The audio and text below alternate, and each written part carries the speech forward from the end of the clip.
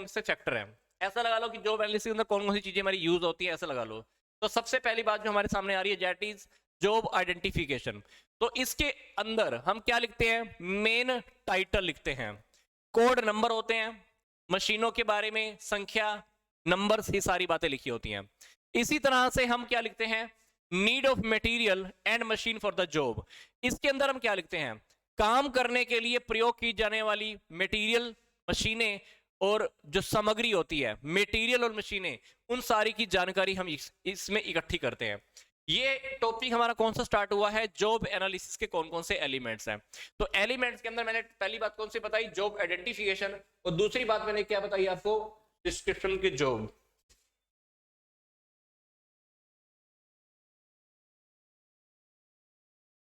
तो दूसरी बात मैंने आपको क्या बताई, इसके अंदर हम मटेरियल और मशीनों के बारे में लिखने वाले हैं। अगला जो टॉपिक हमारा इसी के अंदर चल रहा है that is job summary. Job summary के अंदर हम क्या लिखने वाले हैं, इसके अंदर हम इंप्लॉइज से दूसरी कुछ इंफॉर्मेशन कलेक्ट करते हैं और इंप्लॉइज अपने सही तरीके से काम को सही ढंग से कर पाते हैं और इससे फर्म के जो उद्देश्य हैं बहुत आसानी से पूरे हो पाते हैं। तो जॉब समरी के अंदर इंप्लॉइज से रिलेटेड डेटा को कलेक्ट किया जाता है जिससे वो अपने काम को बहुत अच्छे से पूरा करते हैं और फर्म का जो टारगेट है वो आसानी से पूरा हो सकता है। और अगला एलिमेंट है हमारा जॉब के आवर्स। जब आप जॉब एनालिसिस करते हो तो आपको जॉब आवर्स भी लिखने होते हैं कि कर्मचारी दिन में काम करेंगे, रात में काम करेंगे, एक्स्ट्रा काम करेंगे, नहीं करेंगे, कितना करेंगे, कितने घंटे काम करेंगे। तो ये सारी बातें यहाँ पे लिखी होती हैं। तो ये सारी बातें हम पहले से डिसाइड कर लेते हैं। फिर अगली बात है हमारा duties and responsibilities of workers. ये बात मैं आपको पहले से बता चुका हूं।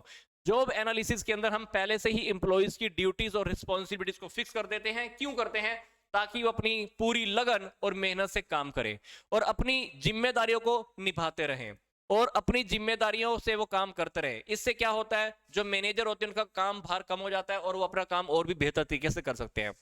For example, top management, middle management, lower level management, अगर टॉप लेवल मैनेजमेंट सारे अधिकार, सारी रिस्पॉन्सिबिलिटीज खुद लेकर बैठी रहे तो क्या होगा, इनका काम हल्का हो पाएगा, नहीं हो पाएगा। तो ये अपने अधिकार, राइट्स, रिस्पॉन्सिबिलिटीज आगे किसको हैंडओवर कर देते हैं, मिडिल लेवल को, ये आगे।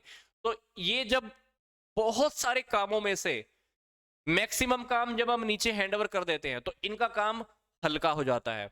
फिर ये अपना ध्यान कुछ और कामों की तरफ भी लगा सकते हैं। यही बात वो यहाँ पे बोल रहा है, कहता है कि जब हम इंप्लॉइज को राइट्स एंड रिस्पॉन्सिबिलिटीज दे देते हैं तो मैनेजर्स का जो कार्यभार होता है वो कम हो जाता है, तो वो अपना ध्यान कुछ और कामों की तरफ भी लगा सकते हैं। फॉर एग्जाम्पल, घर में कोई भी प्रोग्राम है, अब सारे काम आप अकेले करते रहें तो कभी कभी हम पजल हो जाते हैं। आप क्या करते हो, एक दो काम, पांच चार जो इंपॉर्टेंट काम होते हैं ना, जो आपको पता होते हैं कि काम सिर्फ मैं ही कर सकता हूं, तो वो काम तो आप अपने पास रख लेते हो। बाकी जो काम होते हैं आप लोगों में डिवाइड कर देते हो। तो इससे क्या होता है, एक तो काम बहुत आसानी से जल्दी हो जाता है। फिर आपने सिर्फ चार पांच काम रखे अपने पास, अब इसके साथ साथ आप कुछ और चीजों के ऊपर भी फोकस कर पाते हो। तो यही बात वो यहाँ पे बोल रहा है कि इंप्लॉइज को जब हम राइट्स एंड रिस्पॉन्सिबिलिटीज देते हैं तो मैनेजर्स का कार्यभार कम हो जाता है और वो अपना ध्यान कुछ और कामों की तरफ भी लगा सकते हैं।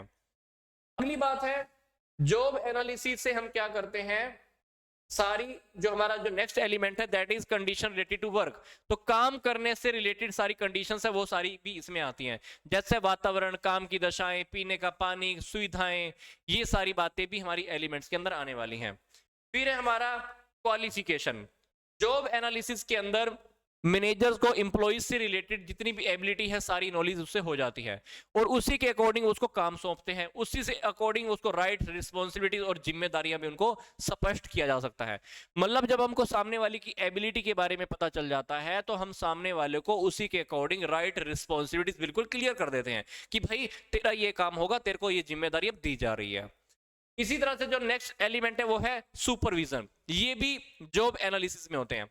तो संस्था के अंदर कुछ काम ऐसे होते हैं जिनमें कम एनालिसिस की, सुपरविजन की जरूरत होती है, पर कुछ काम ऐसे होते हैं जिनमें हमें सुपरविजन बहुत ज्यादा करना पड़ता है। तो जॉब एनालिसिस से हम क्या करते हैं, निरीक्षण की बोले तो सुपरविजन की आवश्यकता को भी स्पष्ट कर दिया जाता है। मतलब जब आप जॉब एनालिसिस करते हो तो आपको बिल्कुल क्लियर हो जाएगा कि आपको सुपरविजन ज्यादा करना है या कम करना है। फॉर एग्जाम्पल कहीं पर बहुत अच्छी सिटी है, बहुत बड़ी सिटी है, सब पढ़े लिखे लोग हैं, वहां पे एग्जाम सेंटर बना हुआ है, एग्जाम सेंटर बना हुआ है और आपको पहले से पता है भाई यहाँ पे लोग बहुत सूद है, नकल नुकल नहीं करते हैं, तो वहां पर आपको सुपरविजन कम करना पड़ेगा, निगरानी कम रखनी पड़ेगी। अब अपने हरियाणा में आ जाओ, अब हरियाणा में हर जगह पे आपको पता है कि मैक्सिमम जगह पे स्कूल्स के अंदर, स्पेशली हरियाणा बोर्ड के स्कूल्स के अंदर नकल ज्यादा चलती है, तो आप क्या करोगे? बहुत ज्यादा सुपरविजन करने वाले हो। तो जॉब एनालिसिस करने से आपको बात बिल्कुल क्लियर हो जाती है, सुपरविजन कहां पे ज्यादा करना है, कहां पे कम करना है, तो ये सारी बातें आपको जॉब एनालिसिस में क्लियर हो जाती हैं। तो अभी तक हमने क्या स्टडी किया? जॉब एनालिसिस के हमने एलिमेंट्स स्टडी कर लिए।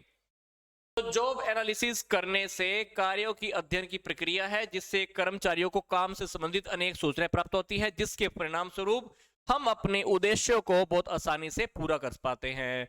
मतलब जॉब एनालिसिस क्या है? रियलिटी में एक प्रोसेस है जिसपे हम सामने वालों की इंफॉर्मेशन कलेक्ट कर लेते हैं, जिसके आधार पर हम सामने वाले को राइट्स और रिस्पॉन्सिबिलिटीज देते हैं, काम सौंपते हैं।